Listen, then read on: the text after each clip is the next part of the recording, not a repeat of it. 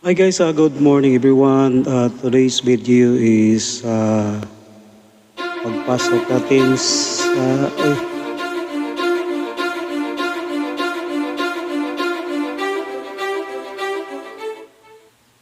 So guys, papasok tayo sa Azuela Cove. No? Yung makikita natin, yung Azuela Cove na condo, isa sa the most expensive condominium dito sa Davao City. At napagkaalaman ko guys ay maganda pala dito mag-jogging. So nakita ko sa vlog ni Kuya Dayo na pumasok siya dito at nagsabi siya na pwede din pala mag-jogging dito at nakakapasok. No? So guys, sinusubukan papasok sa umagang ito at bago tayo mag-umpisa mag-jogging mamaya-maya ay mag-iikot muna tayo dito sa lugar kasi first time natin na makapasok sa lugar na to at sa nadinig natin ay maganda daw yung area. So sinubukan na naman nating papasukin ang area na to at kung papahintulutan tayo at yun nga guys ay pinahintulutan tayo at open naman pala to guys no, for everyone kung sino yung gustong mamamasyal at magja-jogging o walking no, o sightseeing. So dire-diretso tayo guys sa seaside no. At makikita naman natin sa bandang unahan malapit lang tayo sa seaside no. So tara guys, pupunta tayo sa seaside at nga pala guys ay palpak yung ating audio kanina no kasi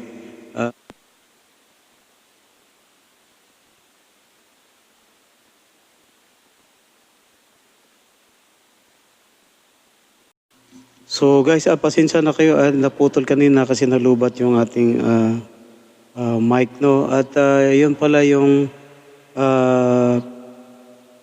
habang gumawa ako ng video kanina no ay medyo di ko napansin at lubat pala yung sinalang ko na mic.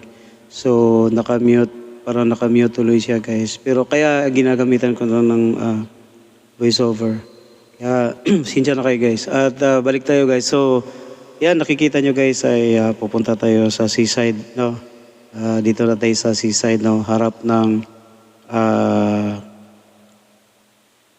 Azuela Cove. O yan, makikita nyo yung pangalan niya, Azuela Cove. So, napakaganda guys, napakaganda talaga, sulit, no? At kaya nalimang muna ako sa pag-ikot-ikot, di pa ako nagdo-jogging kasi ang ganda ng tanawin. Do. At tuloy-tuloy tayo, pupunta pa tayo sa pinakadulo talaga doon na mismo, sa dulo nito. At magandang view kasi tabing dagat siya. And then tapat din siya ng Island Garden City of Zamal. So napakaganda guys. No? At kung gusto nyo pupunta dito guys ay walang problema kasi open para sa lahat pala to dito. No? Yung pinagbabawal lang nila dito yung mga action cam no? Like GoPro, yan, mga digital cam. Pinagbabawal nila pero pag cellphone lang ang gagamitin natin sa pagkuha ng video or picture. So, pwede siya guys, no? So, maliban lang sa mga action cam, no? Pang-professional na mga digicam ay pinagbabawal talaga nila, sinisita ng mga security guard. Kasi may mga security guard din na umiikot dito guys sa area na to. So, guys, kita nyo medyo madilim-dilim pa ng konti kasi kasisikat lang na araw. Kaya ito na tayo sa seaside, no? Then makikita din natin yan sa may bandang unahan yung Samal Davao Connector Bridge, no? Ayan, yan sa unahan natin. Yan, kasalukuyang ginagawa nila guys, no? Yung tulay na yan. Napakatagal ng panahon na aming minimithi guys na magkakaroon na ng tulay. So yan guys, nakikita niyo, zoom natin. Yan. So, release pa lang yan guys, no? At dyan dadaan yung mga heavy equipment, no? Na sa bubuo nila ng tulay. Hindi pa mismo yung tulay na yan guys na nakikita nyo. Ito na madadaanan yan siya kasi dyan dadaan yung mga truck nila, no? Yung mga heavy equipment nila, yung mga gamit nila, dyan idadaan. So, bali yung pag-jogging natin dito guys sa area na to, ay bali update na rin natin sa Samal Davao Bridge Connector. Yan nakikita nyo. So bali double purpose yung ano natin, yung pagpunta natin dito na bagamat matagal ko na gustong pumasok dito pero nag-alanganin tayo. Then yun sa sinasabi ko na nakita ko yung vlog ni Kuya Dayo. Kasi nakasubscribe ako sa kanya. Then nung isang araw lang guys, nag-update siya. So nakita ko na dito, and then sabi niya po pwede na makapasok, makapag-jogging, makapag-walking, no? Family bonding po pwede dito, open siya. So yun, naka-schedule na today, no? Schedule ko na papasok naman dito. At from doon tayo nagsimula sa Lanang, sa pag-ikot-ikot ng pag-jogging natin sa daily routine, then Magsaysay Park, doon din tayo naikot-ikot. And then halos ilang linggo din na araw-araw tayo sa Coastal Road. Then pupunta na naman tayo sa area na to. Pero maiba naman yung area na ating tatakbuhan. So guys, dito tayo ngayon sa yan yung building ng ano guys, yung the most expensive condominium dito sa Davao. Kasi ang bali sa yung nasagap na information ni Kuya Dayo guys, ay sabi niya yung from 10th floor hanggang pinaka-tuktok ng building din ay, kung di ako nagkakamali guys, ay 10 million nata yung per unit. Yun lang sabi ni Kuya Dayo. And then from 9th floor hanggang sa ibaba ay 4 million daw. So napakamahal, no? Pero sulit guys, no, sa mga mayayaman, kasi tingnan nyo naman yung lugar, no, yung inispatan natin. Napakaganda talaga, no? Kung lalabas ka dyan sa kondo mo, kung nandyan ka nakatira, and then bababa ka, at kahit anong oras, 24 hours ka mag-ikot-ikot dito, no, maglakad-lakad ka, napaka-preskong hangin dito, and then, no, napakaganda talaga, no, tanggal yung stress mo rito, tanggal yung pagod, lahat-lahat ay matatanggal, no, sakit mo siguro tanggal dito, no. Kasi tingnan nyo, napakaganda talaga yung lugar na to, no, napakaganda. So, kahit tatangaliin tayo guys na mag-umpisa na mag-jogging, at least sulit naman yung pinupunta natin ngayon dito kasi makikita nyo napakagandang lugar, no. Ang ano pala guys, from highway, no, from highway sa main road ng Lanang ba yan? Papasok dito is 1.2 kilometers, no. So malayo-layo din guys. So yun ang nilalakad ko from doon sa tawag dito, main road doon sa may Lanang. So 1.2 na yung nalakad natin mula kanina. Sumobra pa guys kasi yung 1.2 na yan doon sa may building lang yun. So from building up to here, so ilang kilometer, ilang metro din to. So yan, makikita nyo, no. So halos parang half kilometer din nata to, no, from condominium building hanggang dito sa seaside. No, makikita nyo, malayo-layo din yan yung lalakarin. Napakaganda guys. Napakaganda talaga, sulit yung lugar na to. So hindi, siguro kahit araw-araw tayo pa mamasyal dito, maglakad-lakad, ikot-ikot, o mag-jogging ay di tayo magsasawa kasi napakaganda. Tanggal yung pagod natin dito, no?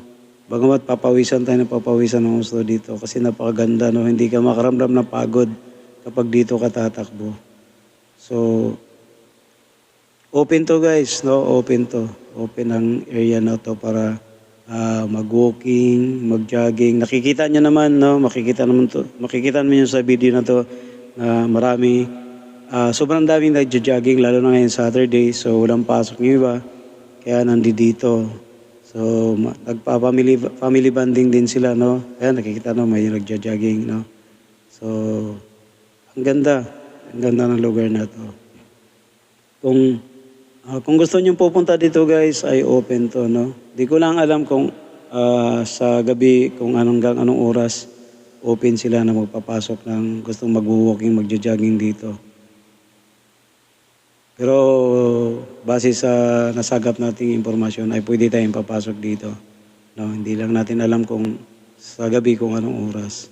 Yan, kita no, sikat ng araw. Napakaganda. So, ayan, pinahawakan muna natin yung ating camera para makita naman tayo na lumalay sa camera at makita yung view sa ating camera. Yun, napakagandang view talaga guys. No? Kita yung building, napakaganda. No? Kaya pala napakamahal. No? Kala ko biro lang ni Kuya Dayo vlog yung sinasabi niya pero sa base sa nakita natin no, sa lugar, napakaganda. So siguro ay totoo yun. Yung halaga kung magkano yung per unit na yan. And then kasi may sariling ano yan guys, may sariling parking area din yan na nakabukod yung building. Napakaganda. So napakaganda guys. Bagat hindi naman natin pinopromote yung ano nila. Pero makikita naman natin kasi kaya ngayon sinasabi ko lang yung information natin nakikita dito sa area na to. So nainganyo na naman tayo guys na magpaliban muna tayo sa Coastal Road no kasi maganda dito. Maganda dito at sulit pag dito tayo tatakbo. Kasi hindi nakakainip kasi napakarami din makikita sa lubong kasabayan na nagja-jogging. No, kung mapapansin nyo, lahat na yan guys ay mga namamasyal. No? Nagwo-walking and then magja-jogging din yan. No? Kasi kasabayan ko yan, yung iba niyan na pumapasok. Napakarami. And then walang problema guys kasi hindi naman sila mahigpit yung mga security guard pagpasok. Dire-diretso naman papasok no, hindi naman yung sisitahin pa tayo papasok no, dire-diretso na. So friendly nila, napaka-friendly yung mga security guard dito. Kaya welcome tayong lahat na papasok sa area na to guys. Napakaganda. No, yung tingnan nyo naman yung nilalakaran natin, napakaganda. Oh, napakalinis. And then yung paligid, napakaganda yung landscape nila, no, mga landscape sila. So napakaganda guys. So, napakaganda, sulit. Talagang sulit yung pagpunta natin dito at yung pag-hike natin na 1.2 kilometers no galing doon sa gate no sa entrance nito. Yan nakikita niyo no may mga nagja-jogging. So hindi bawal dito mag-jogging guys no. Yan napakaganda, sulit talaga. So guys, ulitin ko, pasensya na kayo na ginamitan natin ng voiceover to kasi napalpak yung ating audio kanina. No? So sayang. At mali ko rin kasi hindi ko na double check. Double check yung aking mic na pumalya pala. At napagkalaman ko na pala guys, yung ating gimbal no, ating gimbal pala na ginagamit no, yung tripod with gimbal stabilizer ay naka-on yung ating Bluetooth no, and then yung from Bluetooth, so kumbaga nasa Bluetooth yung nakakonekta sa ating camera, sa ating cellphone, and then yung ating plug and play na mini tawag dito microphone, yung mic natin ay hindi gumagana kasi nandoon na pala yung yung joystick or yung sa tripod ng gimbal natin no, nakakonect yung Bluetooth. So nagka-problema. Pero di bali guys, at least nagawa naman din ng paraan nito at naka-voiceover ako para masabi ko rin yung details no doon sa area na to. At kung gusto nyong papasyal dito, na magwo-walking kayo or mag-family bonding, no, yung mag-sightseeing. So ito guys, no. At base pa sa aking napag-alaman ay mayroon pa dito sa loob mismo ng building guys. Pupwede daw tayo papasok dyan na mag-video, mag-picture, pero may bayad, no. At medyo mabigat-bigat yung bayad guys. Base sa napag-alaman ko kanina lang din, no, narinig natin, sasabi nila na 500, no, 500 pesos, no, ang ating babayaran. Di ko lang alam kung yung 500 na yun sa tuwing papasok na tayo dyan at libre na, no, isang bayad lang, pero hindi pa ako sure. Basta magbabayad tayo ng 500 pesos para makapasok tayo. Doon yung mga mas maganda daw na tanawin, no, na mga kung saan ay good, doon tayo mag-selfie, doon tayo kukuha ng mga video, tawag dito, yung mga picture natin. So, base lang sa aking napagkaalaman kanina lang din. So, napakaganda guys. So, maya-maya guys ay tatakbo na tayo at ay papalabas na dahan-dahan kasi tumataas na si Haring Araw. And then, 1 kilometro naman ang yung sinasabi ko kanina, magmula dito sa building hanggang doon sa gate ay isang kilometro mahigit, no, 1.2 kilometers ang layo. So may chance pa tayo makapagpapawis sa umaga na to. So hindi ganong mahaba yung ating takbo ngayon kasi nalibang tayo sa pag-ikot, no, sa area na to. Kasi napakaganda naman talaga at saka first time natin nakapasok sa lugar na to. Kaya sinulit na lang din natin ang pag-video natin, no. At mamaya-maya ay yan, nakikita Azuela Cove, no, Davao City. And then tong area guys ay ano din to, Ayala Properties to, no. Ayala and Alcantara Group. Wala tong area na to. Napakalaki nito guys. Kasi ang area na to guys noon ay Alsons, no, Alcantara, Sumil to guys, no. Yung area na to dati, no, paggawa ng mga plywood, no, mga lumber, no, nung una mga 60s, 70s, 80s, no, 90s itong lugar na to. Then na-develop nila guys, no. Ayaw ko kung ba't nawala yung sawmill dito. So ito na yung pinalit nila guys, no. So pero base sa akin mas maganda, no, na ito na yung ganito na yung lugar na to kasi nakakapasok na tayo dito guys at yan ay maganda dito. Maganda dito mapag-joggingan natin. Then walking, no. Ang ganda. So tara, takbo na tayo ulit, no, para makapagpapawis naman tayo. At pasensya na kay guys, magalaw na naman yung ating camera kasi tumatakbo na tayo. So samahan niyo ako sa ating jogging challenge, no, dito sa Azuela Cove. Tara guys, let's go!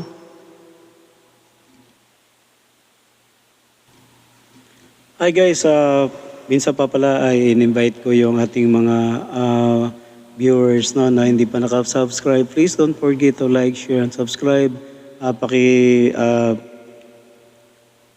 Pindot na lang din ang ating bell button para updated kayo sa bawat video na aking upload sa ating YouTube channel, Shift TV 0.1. At sa mga followers ko rin na walang sawang sumusuporta na nag-view sa aking mga videos at tuwing ako nag-upload. At maraming salamat din sa inyong walang tigil na pagsuporta sa aking channel. So mabuhay po tayong lahat at maraming salamat. At sa mga silent viewers natin dyan, at maraming salamat sa inyo at